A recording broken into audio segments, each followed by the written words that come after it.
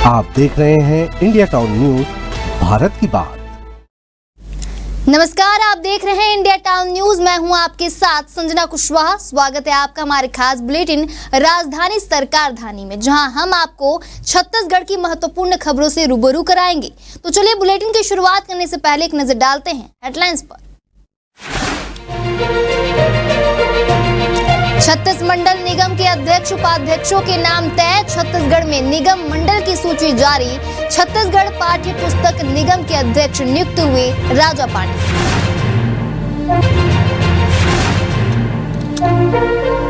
रायपुरियंस के लिए खुशखबरी, क्रिकेट स्टेडियम में होगा भारत दक्षिण अफ्रीका का डे नाइट मैच। बीसीसीआई ने की घोषणा।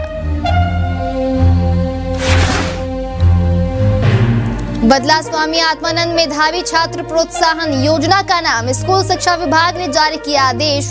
अब पंडित दीनदयाल उपाध्याय योजना का नया नाम। वक्फ संशोधन बिल को उप मुख्यमंत्री ने बताया ऐतिहासिक। कहा देश में पारदर्शिता और न्याय करेगा सुनिश्चित। देश की न्यायिक प्रणाली को मिलेगी मजबूती।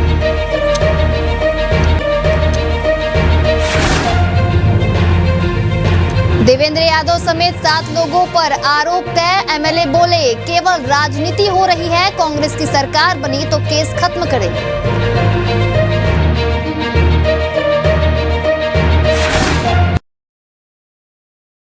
चलिए बढ़ते हैं खबरों की ओर। प्रदेश सरकार ने केंद्रीय गृह मंत्री के प्रवास के पहले निगम मंडलों की बहुप्रतीक्षित सूची जारी कर दी है, जहां सरकार की तरफ से 36 मंडल निगम के अध्यक्ष उपाध्यक्षों के नाम तय किए गए हैं। जारी सूची के मुताबिक शालिनी राजपूत को राज्य समाज कल्याण बोर्ड का अध्यक्ष, चंद्रकांति वर्मा को राज्य समाज कल्याण बोर्ड का उपाध्यक्ष और भरतलाल मटियारा को मछुआ कल्याण बोर्ड का अध्यक्ष बनाया गया है।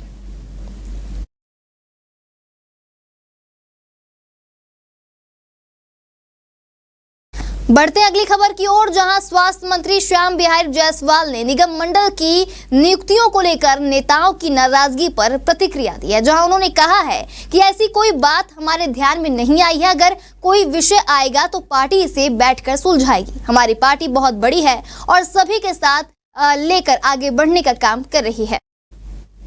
तो वहीं गौरीशंकर श्रीवास के फेसबुक पोस्ट पर मंत्री श्याम बिहारी जायसवाल ने कहा कि यह उनका व्यक्तिगत अभिमत है, लेकिन पार्टी इस पर अंतिम निर्णय लेती है।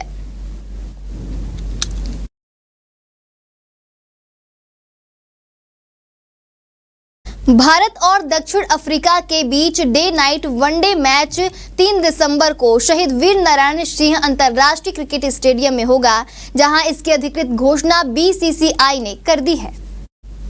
देश में वर्ष 2025 में होने वाले सीनियर अंतर्राष्ट्रीय मैच की समय सारणी की घोषणा करते हुए बीसीसीआई ने साउथ अफ्रीका के साथ होने वाले इस मैच की जिम्मेदारी छत्तीसगढ़ स्टेट क्रिकेट संघ को दी है। बता दें कि 14 नवंबर 2025 से दक्षिण अफ्रीका का भारत दौरा प्रारंभ हो रहा है, जिसमें 2 टेस्ट मैच, 3 वनडे मैच और 5 T20 मैचों की श्रृंखला खेली जाएगी। इसमें 3 दिसंबर को दूसरा वनडे मैच रायपुर में होगा।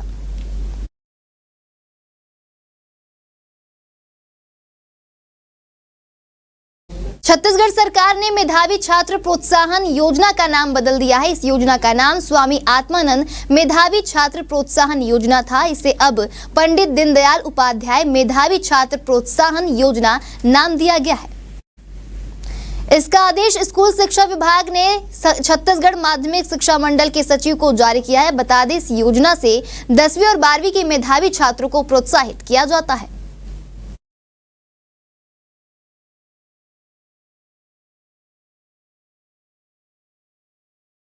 छत्तीसगढ़ के उप मुख्यमंत्री विजय शर्मा ने वक्फ संशोधन बिल को ऐतिहासिक कदम बताते हुए कहा कि यह देश में पारदर्शिता और न्याय सुनिश्चित करेगा। उन्होंने कहा कि यह विधेयक के माध्यम से वक्फ संपत्तियों को कानून के दायरे में लाया गया है, जो पहले न्यायिक समीक्षा से परे थी। यह एक महत्वपूर्ण सुधार है, जिससे देश की न्यायिक प्रणाली को मजबूती मिलेगी। उप मुख्यमंत्री शर्मा ने बताया कि भारत में वक्फ संपत्तियों की संख्या अत्यधिक है, लेकिन उनका समुचित उपयोग गरीब और जरूरतमंद मुस्लिम समुदाय तक नहीं पहुंच पा रहा था। उन्होंने जोर देकर कहा कि वक्फ संपत्तियों का लाभ मुस्लिम समाज के आर्थिक रूप से कमजोर वर्गों को मिलना चाहिए, ना कि कुछ विशेष लोगों तक सीमित रहना चाहिए।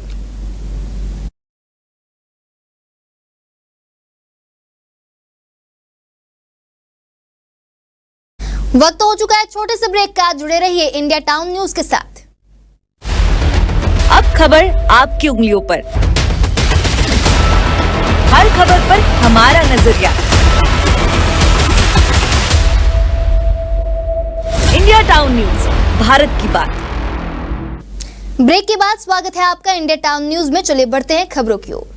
समयावधि समाप्त होने के बाद भी कुम्हारी टोल नाका में वसूले जा रहे टैक्स को लेकर पूर्व विधायक विकास उपाध्याय और सैकड़ों कांग्रेस कार्यकर्ता NHAI के दफ्तर पहुंचे, जहां उन्होंने प्रोजेक्ट डायरेक्टर दिग्विजय सिंह से मिलकर कुम्हारी टोल प्लाजा को लेकर चर्चा की है।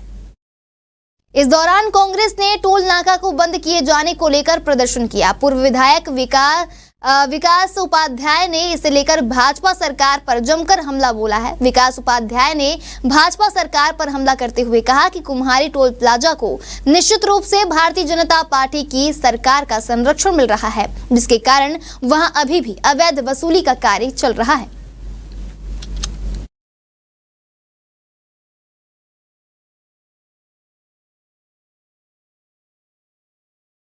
भारतीय जनता पार्टी स्थापना दिवस पर पखवाड़े भर कार्यक्रम आयोजित करेगी। इस अवसर पर 6 अप्रैल को स्थापना दिवस को लेकर 14 अप्रैल अंबेडकर जयंती तक विभिन्न कार्यक्रम आयोजित किए जाएंगे।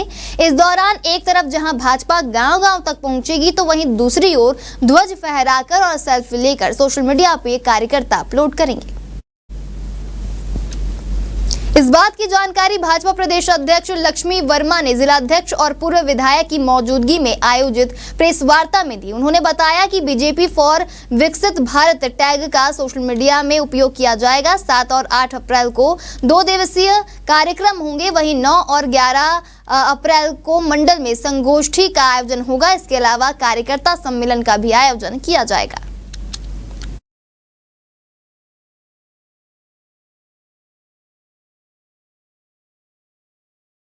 छत्तीसगढ़ के बलौदा बाजार में 10 जून 2024 को हुई आगजनी और हिंसा मामले की बुधवार को जिला न्यायालय में सुनवाई हुई, जहां भिलाई नगर विधायक देवेंद्र यादव समेत 7 लोगों पर आरोप तय किए गए हैं। जिला कोर्ट में आरोप तय किए जाने के बाद इन पर बलौदा बाजार आगजनी कांड के आरोपी के रूप में मुकदमा चलेगा।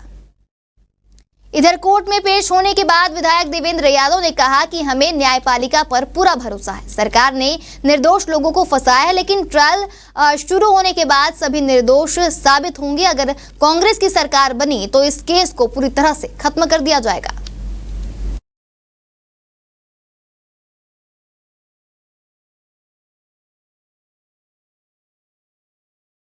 नक्सलियों की तरफ से शांति वार्ता का प्रस्ताव दिए जाने पर प्रदेश कांग्रेस अध्यक्ष दीपक बैज ने कहा कि अगर नक्सलियों की ओर से ठोस निर्णय आया है तो इस पर विचार किया जाना चाहिए, लेकिन सवाल ये भी उठता है कि कहीं सरकार सिर्फ वाहवाही लूटने के लिए इसे प्रोपेगेंडा के रूप में इस्तेमाल तो नहीं कर रही। नक्सलियों की केंद्रीय समिति की प्रवक्ता अभय ने पर्चा जारी कर सशस्त्र शांति वार्ता की मांग रखी है। इसमें कहा गया है कि 15 महीनों में केंद्र और राज्य सरकार विशेषकर छत्तीसगढ़ में ऑपरेशन को तेजी से बढ़ा रही है। इससे देश भर में 400 से अधिक नक्सली मारे गए और सैकड़ों गिरफ्तार किए गए। नक्सल संगठन किसी भी समय शांति वार्ता के लिए तैयार है। इस पर उप मुख्यमंत्री विजय शर्मा ने स्पष्ट किया कि नक्सली वास्तव में मुख्य धारा में लौटना चाहते हैं तो उन्हें अपने प्रतिनिधि और वार्ता की शर्तों को सार्वजनिक रूप से स्पष्ट करना होगा।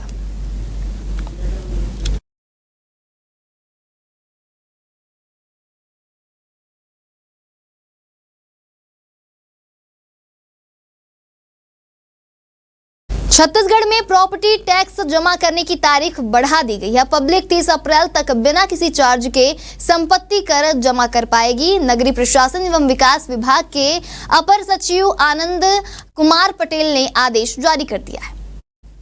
आदेश में कहा गया है कि लोकसभा और निकाय चुनाव और त्रिस्तरीय पंचायत चुनाव के कारण संपत्ति कर सहित अन्य करों की वसूली में विलंब हुआ। इस वजह से कई निकायों के टारगेट पूरा नहीं कर पाए हैं। बता दें, निकायों में संपत्ति कर जमा करने की अंतिम तारीख 31 मार्च थी। तय तारीख तक कई लोग संपत्ति कर सहित अन्य कर जमा करने से वंचित रह गए हैं। संपत्ति कर जमा कर ने अंतिम 2 दिन तक निकायों में भारी भीड़ रही।